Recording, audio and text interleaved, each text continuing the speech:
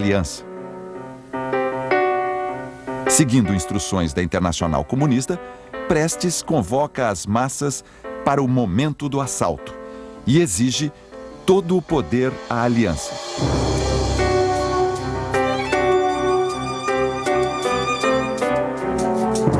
Lido por Carlos Lacerda, o manifesto pega de surpresa o setor aliancista que atuava em defesa da Constituição de 1934. Na semana seguinte, Getúlio manda fechar a aliança.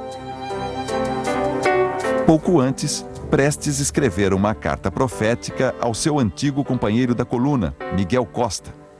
Nesta carta, ele dizia: "A Aliança Nacional Libertadora é uma organização que já não se pode facilmente matar.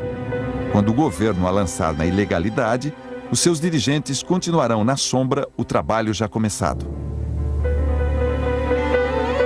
A liquidação da aliança já era esperada, mas a falta de reação pegou todos de surpresa. O único protesto foi uma marcha de 5.000 pessoas em São Paulo, liderada pelo historiador Caio Prado Júnior. A convocação para o povo pegar em armas, feita dias depois pelo Partido Comunista, também caiu no vazio. Quando o Getúlio decretou o fechamento da Aliança Nacional Libertadora,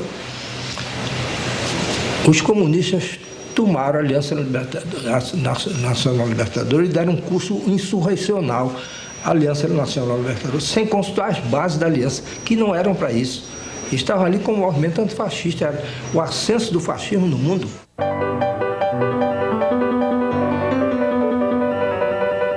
O Comitê Central do Partido Comunista estava convencido que o país vivia uma crise pré-revolucionária. Antônio Maciel Bonfim, codinome Miranda, secretário-geral do partido desde julho de 1934, chegou a descrever o governo batendo em retirada enquanto as forças armadas e a polícia confraternizavam com os comunistas. Prestes, quando ainda estava na União Soviética, descrevera o Nordeste como uma economia feudal e escravagista, e os cangaceiros como guerrilheiros camponeses que contavam com grande simpatia do povo. A tarefa dos comunistas, segundo Prestes, seria conduzir os cangaceiros num grande movimento contra o feudalismo e o imperialismo. Apesar de fora da lei, os núcleos continuaram a crescer, os núcleos da aliança, desenvolviam-se os núcleos da aliança. E o Partido Comunista se preparava para a insurreição.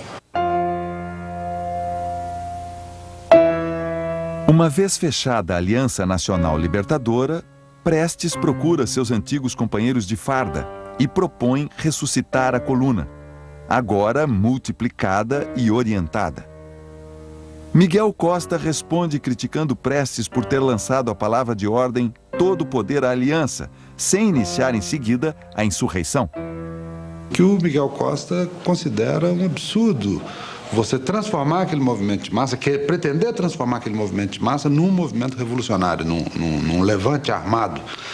E adverte o Prestes várias vezes que aquilo é o equivalente a colocar uma criança para enfrentar um elefante.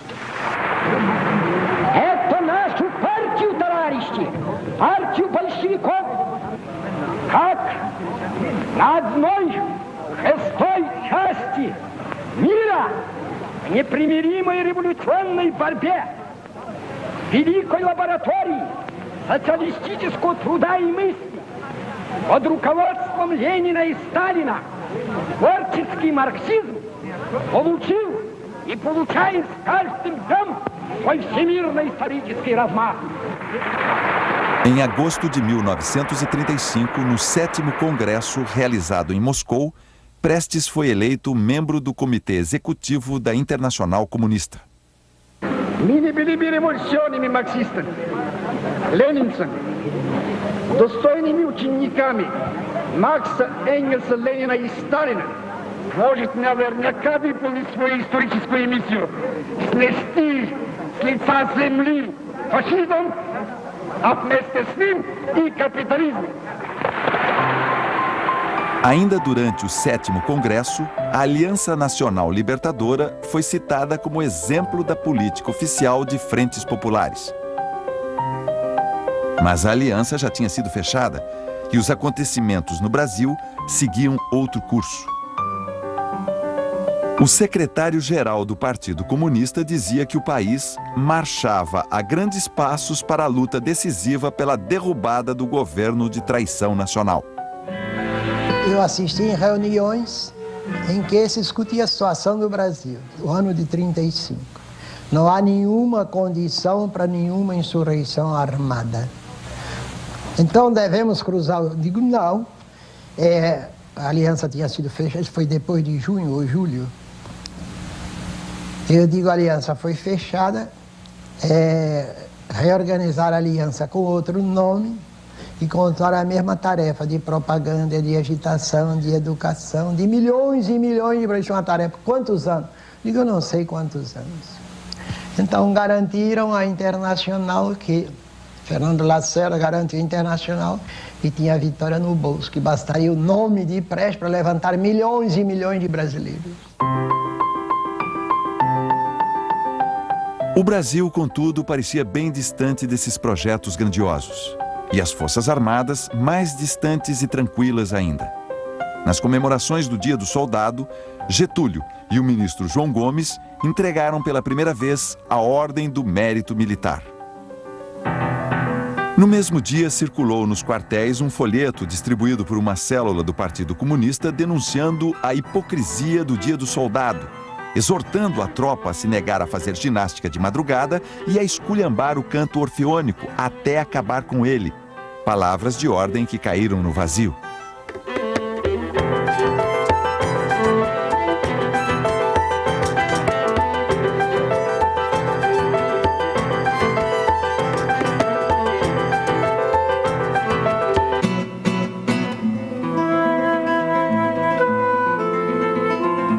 Grandes, mas vãs esperanças eram depositadas nas Forças Armadas, tidas como aliadas na luta pela liberdade e pela democracia. O jornal aliancista Amanhã via o Exército como uma instituição popular, de filhos do povo, que sempre se recusara ao papel de capitão do mato. 10 de outubro de 1935. Luiz Carlos Prestes escreve a Miguel Costa. As condições objetivas indicam que, de um momento para o outro, podemos estar à frente de acontecimentos de tal envergadura que sejamos obrigados a pôr na ordem do dia a questão da tomada do poder. Comunistas e aliancistas estavam convencidos de que a revolução viria. Era apenas uma questão de tempo. Que a luta armada sempre foi a tática do Partido Comunista. Mesmo que se tivesse uma tática eleitoral nesse ou naquele momento, ninguém acreditava naquela época ser possível chegar ao poder sem a luta armada. E, portanto, todas as reuniões do Partido Comunista, todas as palavras de ordem que davam, sempre estavam pressupondo a luta armada. Prestes vivia com Olga Benário no bairro de Ipanema, onde o casal arriscava até algumas incursões à praia. Arthur Evert e Elise eram vizinhos de Prestes e Olga. 2 vezes por semana, na casa de Evert, o pequeno grupo se reunia à noite com Guioldi e o secretário-geral do partido, Antônio Maciel Bonfim, o Miranda. Embora a Olga tivesse sido formalmente destacada para fazer segurança pessoal, para ser guarda-costas do Prestes, e ela tinha qualificação para isso, na verdade, a impressão que fica, embora ninguém disponha de informação mais precisa sobre isso, é que ela tinha um papel um pouco mais abrangente. Tanto que ela interfere, ela participa de reuniões, ela interfere, ela se surpreende com o despreparo dos dirigentes comunistas brasileiros. Em 17 de outubro de 1935, Arthur Evert telegrafou a Moscou dizendo que poderiam ser obrigados a agir. A redução dos efetivos militares, iniciada pelo governo de Getúlio, com afastamento de soldados, cabos e sargentos, enfraqueceria a base de apoio dos comunistas nas Forças Armadas. No telegrama, Evert pedia que fosse enviado com urgência o equivalente hoje a R$2.600.000. Para que vocês precisam desse dinheiro? Perguntou espantado o chinês Shen Xiaoyu, conhecido como Van Min, chefe do secretariado latino-americano da Internacional Comunista. No mesmo telegrama de resposta, Van Min pediu que alguém fosse enviado a Moscou para fazer um relatório da situação no Brasil. Enquanto essas mensagens iam e vinham, o governo aparentava tranquilidade. Cumprindo os ritos do poder, Getúlio compareceu com seu ministro da Educação e Saúde, Gustavo Capanema, à inauguração do Hospital Estácio de Sá. O que houve no Brasil foi uma operação de serviço secreto. Foi uma operação organizada ao mesmo tempo pela Polícia Política Soviética e pelo Exército Vermelho, através do seu Departamento de Espionagem Militar.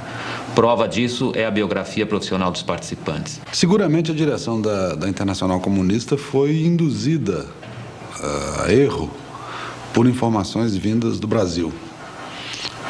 Basicamente as informações transmitidas a eles, e particularmente ao Dmitry Manuilsky, secretário do Comintern, pelo secretário do partido, secretário-geral do Partido Comunista Brasileiro, que era o Miranda. A Internacional Comunista nem determinou, nem teve papel preponderante, nem insistiu, sequer sugeriu o movimento armado de 1935. Isso, a meu ver, está mais do que comprovado pelos documentos. Quer dizer, o que a Internacional faz é, já que os comunistas brasileiros afirmam que a situação revolucionária no Brasil está se desenvolvendo a passos largos, é dar uma ajuda no sentido de apoio político, mandar meia dúzia de pessoas para cá, que, por sinal, a maioria delas em desgraça, em Moscou, e um apoio financeiro, em especial para a sustentação de Prestes e desse grupo aqui. Veja no próximo programa. A insurreição em Natal, Recife e no Rio de Janeiro. A rápida derrota das forças rebeladas. A prisão de Luiz Carlos Prestes e a deportação de Olga Benário para a Alemanha nazista. A histeria anticomunista que tomou conta do país e a escalada repressiva que culminou com a decretação da ditadura do Estado Novo.